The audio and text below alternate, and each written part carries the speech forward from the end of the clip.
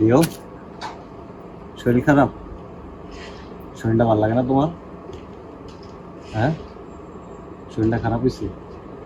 জ্বর আইছে? ঠান্ডা? শরীরটা 2 দিন ধরে খারাপ। আসসালামু আলাইকুম। আপনারা অনেকেই আমার এই লিওডারে চিনেন। এই পাখিটা হারায় গেছিল, তখন অনেক ছোট ছিল, আর এখন মোটামুটি মাশাআল্লাহ আল্লাহর রহমতে অনেকটাই বড় হয়েছে। তো আমি গতকালকে থেকে দেখতেছি শরীরের অবস্থাটা একটু খারাপ। তো খারাপ হওয়ার আবার একটু কারণ আছে। আমি আবার দুই দিন ধরে কবুতরের সাথে রাখছিলাম, আর এমনিতে কবুতর প্লাস হাঁস, এই দুইটা জিনিস হচ্ছে ভাইরাস ছড়ায় অতিরিক্ত। তো আমার আবার ছাদে জায়গা আছে, ওই জায়গায় রাখছিলাম কবুতরটা, একটা কবুতরই। তো ওই জায়গায় আবার কোয়েল পাখি ঢুকানো হয়েছে। তো কোয়েল পাখি ঢুকানোর কারণে আমি চিন্তা করছি যে একটা যেহেতু কবুতর, তো এটা সরায় লাগে, এটা সরায় আমার খাঁচা এক্সট্রা না থাকার কারণে আমি লিওর লগে রাখছিলাম ওটারে। তো ওইটা থেকে সম্ভবত ভাইরাস ছড়াইছে। এখন আমি গতকালকে থেকে ফলো করতেছি যে এটার শরীরের কন্ডিশনটা একটু খারাপ। এই যে গা ফুলায় বসে থাকে, আবার পায়খানার অবস্থাটাও একটু খারাপ, সবুজ পায়খানা করে। আর পশু পাখির যে ট্রিটমেন্টটা দিতে হয় বা রোগ নির্ণয় করতে হয়, এটা হচ্ছে পায়খানা দেখা করতে হয়।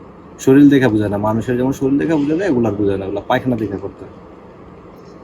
আর আমি এখন এটা নিয়ে আসলাম। আর বিশেষ করে হচ্ছে আমি রাত্রেবেলায় বেশি সময় পাই। সকালে দেখা যায় ঘুমের থেকে উঠি, তো ঘুমের থেকে ওইটা খাওয়া দাওয়া করে নিজে গোসল করতে করতে সময় শেষ হয়ে যায় জায়গা কাজে।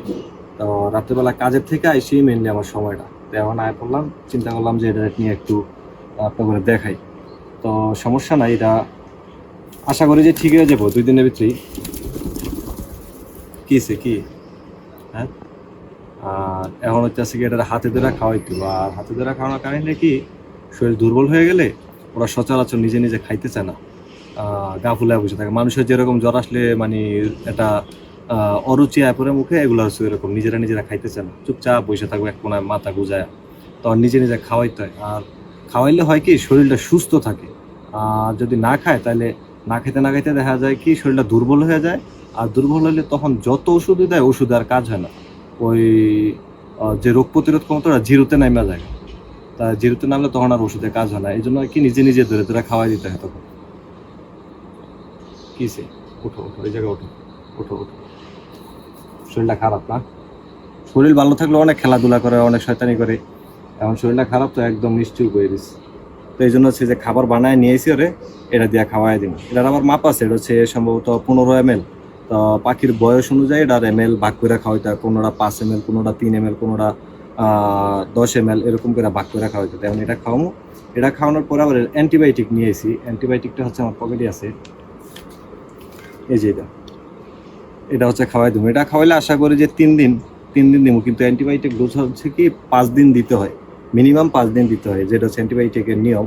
তা 3 দিন দিলেই সেরা জায়গা, তারপরও 5 দিন দিব। এটা হচ্ছে ডক্সি এভেট। যদি কারো পাখি থাকে বা হাঁস মুরগি থাকে, দেখেন যে জিমাইতে আছে বা ভাইরাসজনিত কোনো কারণে চুনা পায়খানা বা সবুজ পায়খানা হয়, তাহলে ওষুধটা দিতে পারেন, এটা দিতে পারেন, অথবা ইরাপ্রিন দিতে পারেন বা মাইক্রোনিট দিতে পারেন, যে কোনো একটা ওষুধ দিতে পারেন। এটার সাথে আবার যদি আপনি লাইসোবিটটা দিতে পারেন, লাইসোবিট স্যালাইন জাতীয়, ওটা দিলে কাজটা দ্রুত করে। ওটা দ্রুত করে আর শরীরের বা পাখির বা কবুতরের বা হাঁস মুরগি যেটা বলে গ্রোথটা একটু ভালো থাকে, এফেক্ট কম করে। তো আলহামদুলিল্লাহ এখন দেখি আজকে ওরে খাবারটা খাওয়াই আগে, আর পরে ওষুধটা খাওয়াই দিই। তারপর দেখি যে কি হয়। আপনারা দোয়া করেন যাতে লিও খুব দ্রুতই সুস্থ হয়ে যায়, নাকি লিও? হ্যাঁ, এই লিও। তো অনেকে চিনেন এই পাখিটা, আমার হারায় গেছিল দেশ থেকে। ওই যে গাছে দৌড়ায় যে পাইছিলাম, এটাই হচ্ছে ওই লিও। তখন ছোট ছিল, লেজটা ছিল এতটুকু।